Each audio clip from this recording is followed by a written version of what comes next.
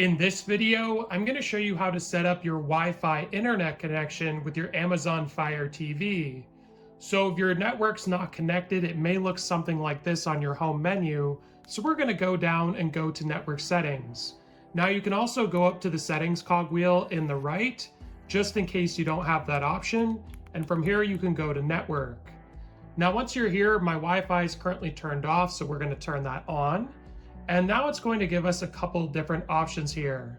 So it's going to pull up all the different networks the Amazon Fire TV can find, and we're going to select our Wi-Fi here. Now, if you don't know what the name of your Wi-Fi is for whatever reason, you can always check the back of your router and it should tell you. So I'm going to press select because that's my Wi-Fi and it's available. And now I'm going to input my password. So once you've input your password, we're going to go to connect by pressing select. And it's going to ask you if you want to save your Wi-Fi passwords to Amazon.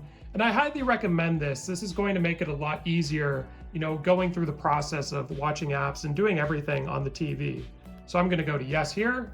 And it's going to take a little bit just to connect to the Wi-Fi. And if you're ever experiencing issues, because I have in the past with it, I highly recommend you use a wired connection, aka an Ethernet cable if possible, because that's going to fix a lot of issues, especially if you have problems with loading apps on your home screen. So if you want to check your network status and speed, all you need to do is press the play button or pause button. It's the same one. So why don't we do that now on our Wi-Fi? So here it's going to ask us if we'd like to run a speed test, which we're going to do. So I'm going to press enter and let's go to yes, continue. And this shouldn't take too long. I think the last time I did it, it only took like a couple of minutes tops. So you can always find out how fast your Amazon Fire TV is picking up your network speed from your router. Now again, I'll mention it, you need to use a wired connection if possible.